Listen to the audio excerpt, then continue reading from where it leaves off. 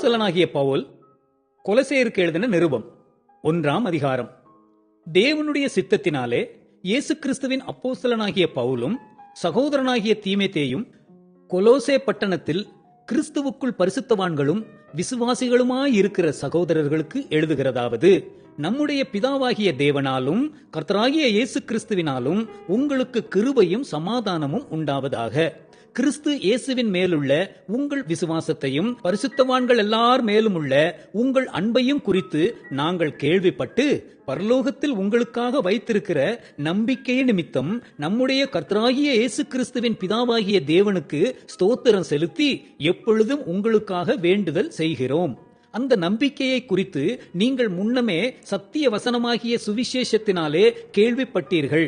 அந்த சுவிசேஷம் உலகமெங்கும் பரம்பி பலன் தருகிறது போல உங்களிடத்திலும் வந்து நீங்கள் அதை கேட்டு தேவ கிருபையை சத்தியத்தின்படி அறிந்து கொண்ட நாள் முதல் அது உங்களுக்குள்ளும் பலன் தருகிறதா இருக்கிறது. அதை எங்களுக்கு பிரியமான உடன் வேலையாளும் உங்களுக்காக கிறிஸ்துவின் உண்மையான ஊழியக்காரனுமாய் இருக்கிற எப்பாப்பிராவினிடத்தில் நீங்கள் கற்றறிந்திருக்கிறீர்கள். ஆவிக்குள்ளான உங்கள் அன்பையும் அவனே எங்களுக்கு தெரியப்படுத்தினான்.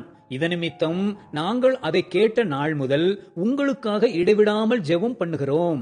நீங்கள் எல்லா ஞானத்தோடும் ஆவிக்குரிய விவேகத்தோடும் அவருடைய சித்தத்தை அறிகிற அறிவினாலே நிரப்பப்படவும் சகலவித நற்கிரியைகளுமாகிய கனிகளை தந்து தேவனை அறிகிற அறிவில் விருத்தியடைந்து கர்த்தருக்கு பிரியமுண்டாக அவருக்கு பாத்திரராய் நடந்து கொள்ளவும் சந்தோஷத்தோட கூடிய எல்லா பொறுமையும் நீடிய சாந்தமும் உண்டாவதற்கு மகிமையான அவருடைய வல்லமையின்படி எல்லா வல்லமையாலும் பலப்படுத்தப்படவும் உங்களுக்காக வேண்டுதல் செய்கிறோம்.